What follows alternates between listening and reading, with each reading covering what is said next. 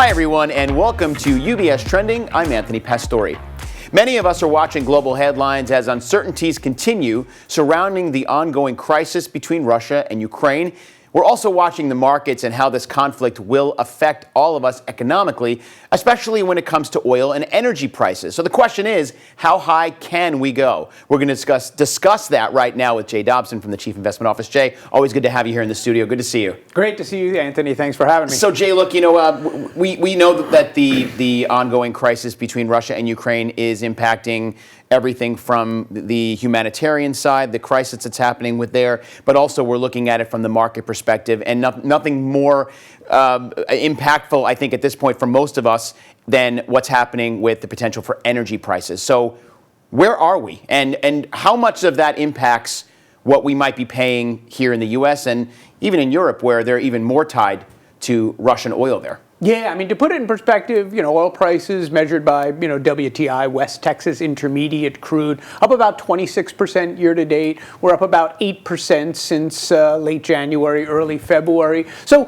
prices are up. And when we say, well, why are prices up? Certainly headlines like, the Russia-Ukraine situation is part of that. But quite frankly, the other part of it is rising demand and then the need for additional supply. All of those things really are coming together to drive oil prices higher. And you're right, that impacts, hopefully we'll be able to talk about it, but it impacts gasoline prices, impacts heating oil prices, impacts a lot of the things in our life. I would say from a U.S. perspective, that really is the impact we're seeing from the Russia-Ukraine situation. Right. And it's not like this is just a new thing based on the conflict happening between Russia and Ukraine. Oil prices were already starting to head in an upward direction after hitting zero or even less than zero at some point last year. It's been such a wild ride for energy prices. So let me ask you this, Jay. When you look back at the history of other conflicts or things that have happened historically, is there any precedent set to what we can expect here?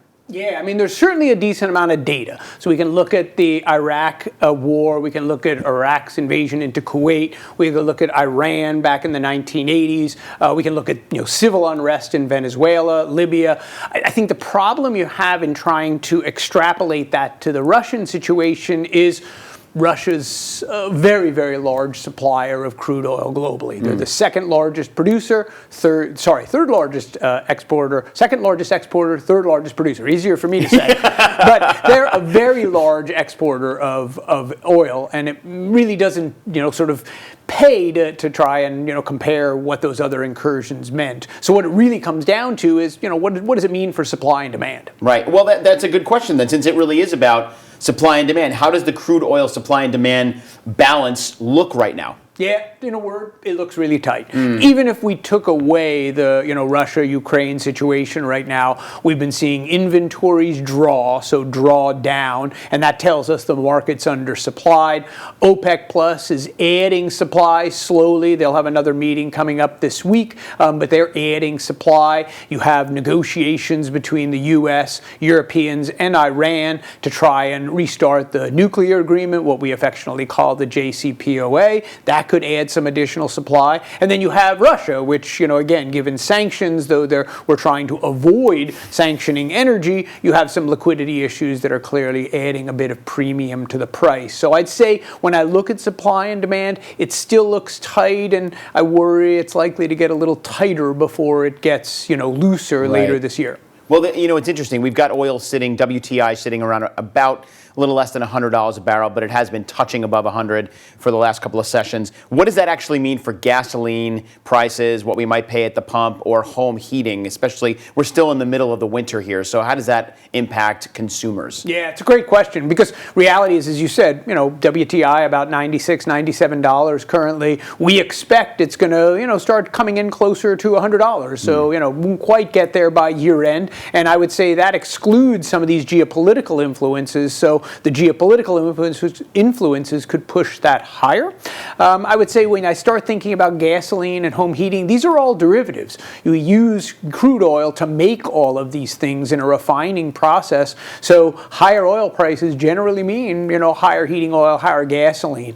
Gasoline here in the U.S. is running just a little above $3.50 a gallon on average, certainly higher in some places, but I'd expect that is going to move higher. Luckily for home heating, we're towards the the latter end of the heating season. So, we'll see less impact of that, but we're going to have to make sure we have inventories, adequate for next year and next winter on a global basis, but quite frankly for us here in the U.S. President Biden last week was talking about maybe perhaps trying to increase production or using some of the emergency supply. Is that something that you put into your base case at all?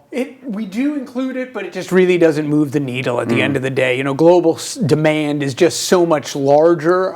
It really doesn't move. You can move the needle for a couple of days, and then it's sort of done. And I think at the end of the day, we really need to make sure we've got adequate supply to meet demand, and that's what's really going to solve the problem. I don't know if you noticed this, Jay, but I got gas this weekend, and I noticed the lines at the gas station were a little, not exorbitantly longer, but a little longer than usual. I think a lot of folks are trying to lock in and fill up their cars before they see the gas prices at the pump go up even more. I did the same thing. I think it's exactly right. I think it's exactly right. And again, the fear is, gasoline prices are likely to go higher as oil prices even trend higher, if not they spike higher. Right. Like our friends in California are paying over $5 a gallon, so it's a lot. It's a lot to fill up a large car. So let me ask you this, because we've talked about this many times on this particular show with our colleague Michelle of Liberty and others. We talk about alternative energies. We talk about clean energy. Yeah. Does this entire situation give even more credence to us trying to move the needle faster on moving towards more alternative sources for energy?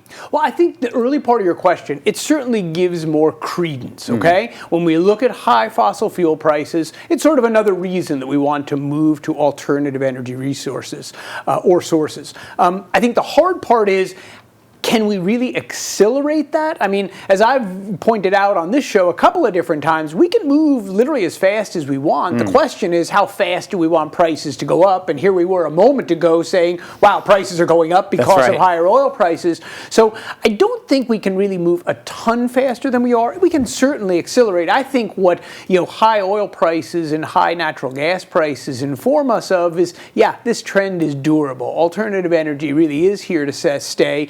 But as we've pointed out many times, this is an all of the above. We can't really just say we're going to transition to alternative fuels and just move on in a day, a week, a year, a month. It's really going to take decades to do this. So it says from a perspective, we need all energy. And quite frankly, when we look at the amount of demand growth over the next several decades, we almost say, thank God we have renewables, because I'm not sure fossil fuels could meet the demand we see growing, particularly in the emerging markets. And it's an exponential increase in demand is what you're looking towards, correct? Very much so. Very much so. And again, driven a lot by the emerging markets rather than developed markets. But, even here we see, global demand for oil is above pre-pandemic levels as we speak, and jet fuel demand is still below pre-pandemic levels. So you can see there's a bit of a disconnect there. That's right. All right, Jay, before we let you go, when you're talking to investors, within the energy space, where are you suggesting investors put their money to work right now, given the constraints and what we see ahead of us? Well, two things I'd like the viewers to keep in mind. All of the above and energy. I mean, energy, the easy answer is, we do like, in a high oil price environment, we like energy equities. We like the U.S. onshore producers. We like the integrateds. We even like some of the oil field services and the refiners.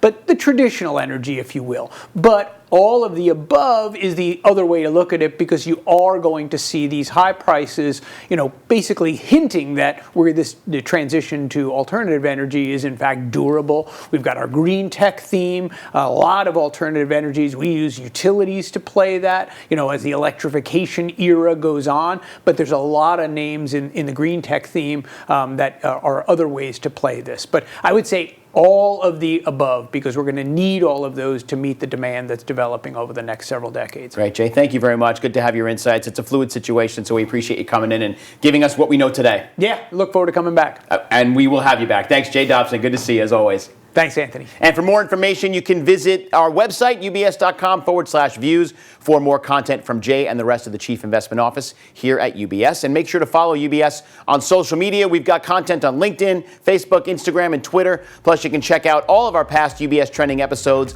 on demand on YouTube and also at ubs.com/studios. And as always, if you have any questions about your portfolio, make sure to reach out to your financial advisor. Until next time, I'm Anthony Pastore. Have a great day, everybody, and remember to keep your eyes on what's trending. We'll see you soon.